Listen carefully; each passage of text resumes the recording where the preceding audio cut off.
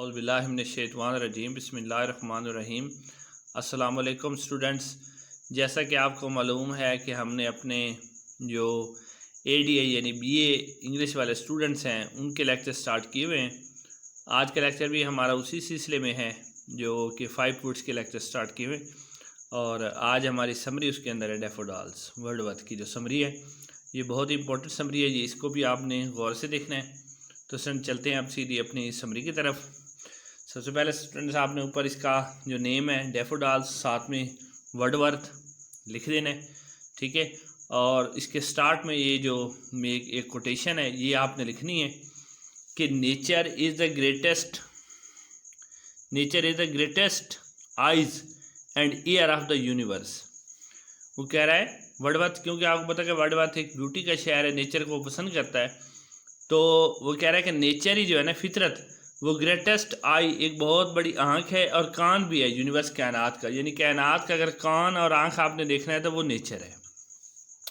अब ये कोटेशन लिख के बाद उसके बाद थोड़ा सा वर्डवर्थ के बारे में कि द रिकलेक्शन, यादें, यानी जो याद रखना एक चीज़ों को, ठीक है, वो क्या है, वर्डवर्थ were extremely vivid.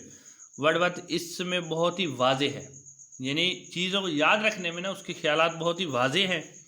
His observation was always penetrating, उसका जो देखना है, ऑब्जर्वेशन है, वो हमेशा पेनिट्रेट करने वाली है, यानी कि मुतवज्जे करने वाली है, अंदर समा देने वाली है।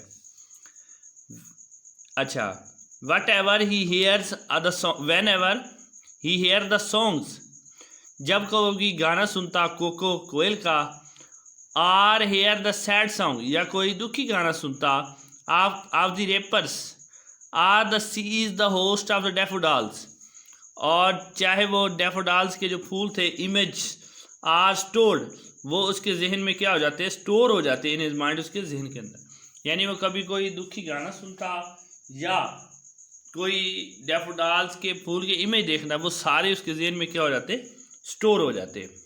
ही इंजॉयड दीज, वो इनसे लुत्फ उठाता।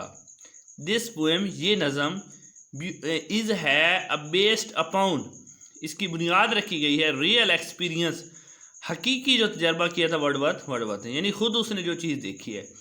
While he was having walk, एक दफ़ा वो पैदल चल रहा था, इन द वुड्स, जंगल में, अलोंग, साथ विद हिज सिस्टर, अपनी जो उसकी बहन थी डॉथी, उसके साथ, नियर द लेक, एक झील के करीब, दे सडनली, उन्होंने अचानक देखे, नंबरलेस, बहुत ज़्यादा तादाद में, डैफोडिल्स के फूल, ग्रोइंग, जो कि उगे हुए थे, around the bank of the waters, उस पानी के किनारे पर। द पोएट सेज, शायर कहता है, दैट दीज ब्यूटीफुल फ्लावर, कि ये खूबसूरत फूल, वर द लाइक इननंबरेबल स्टार, बिल्कुल ऐसे हैं जिस तरह, मतलब बहुत ज़्यादा तादाद में सितारे होते हैं, इन द मिल्की वे, कैक्शां के अंदर, continuous as the stars that shines, यानी ये उसके बाद ये शेर जो छोटा सा लिखना है आपने, continuous as the star as the shine, ऐसे जैसे सितारे चमकते हों।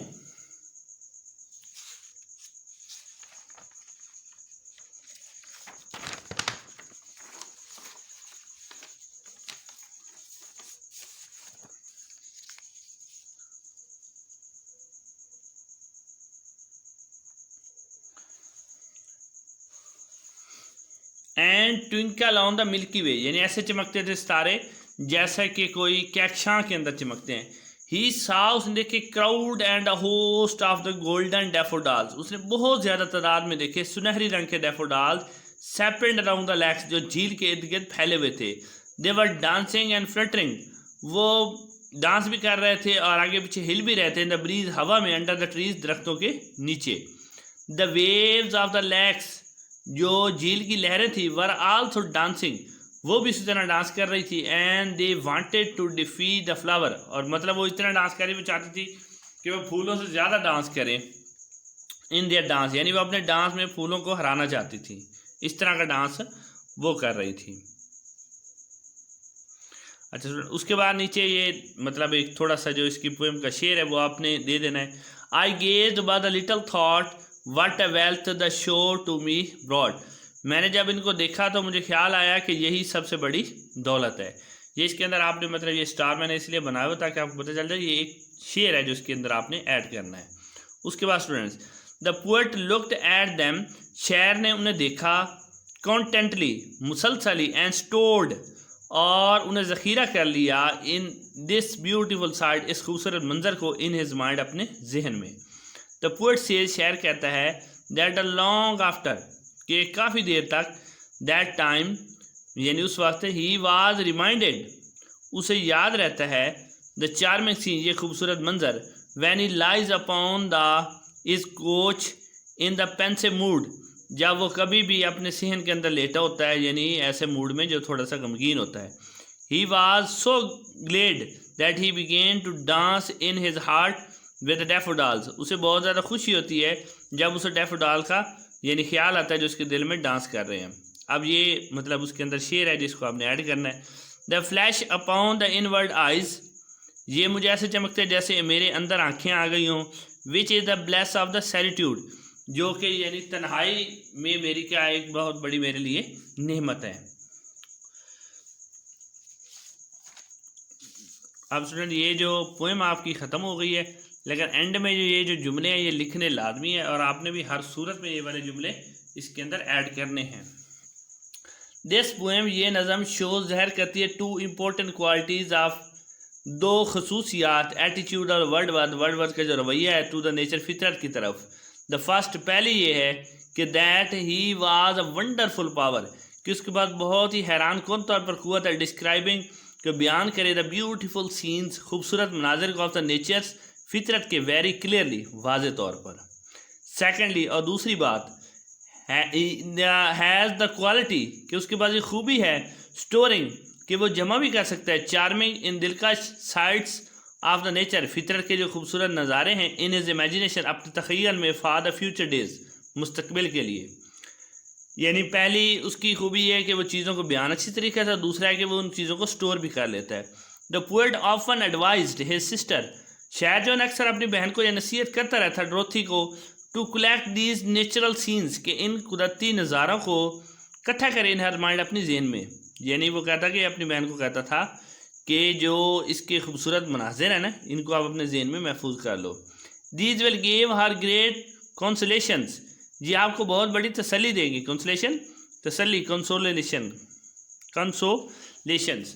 When he she is a sad and miserable, जब वो अफसुर्दा और परेशान होगी।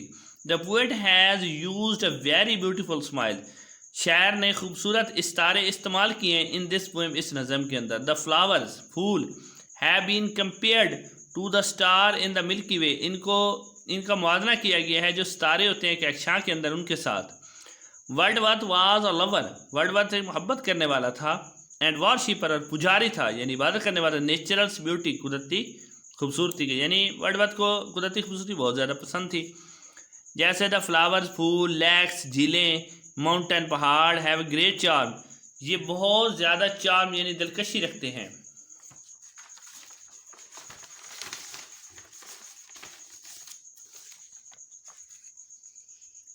फारम, उसके लिए, यानी ये चीज़ें उसके लिए बहुत ज़्यादा दिलचस्पी रखती हैं। The language of the poem, नज़म का जो ज़बान है, वेरी सिंपल, बहुत ही सादा है, ब्यूटीफुल, खूबसूरत है।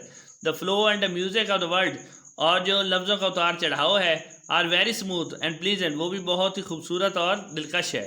The description of the scenes, मंजर को बयान करना, इज़ लॉजिकल, वो भी एक मंतकी है, एंड सिस्टमेटिक्स, और बड़ी तरतीब के साथ बयान किया गया है। This poem throws a flood of the lights, ये नज़म जो है ना एक रोशनी का सिलाब फेंकती है, the word attitude towards the nature, word का जो रवैया है ना फितरत के बारे में, एंड इट्स चार्मिंग ब्यूटी, और इसकी जो खूबसूरती है उसके बारे में।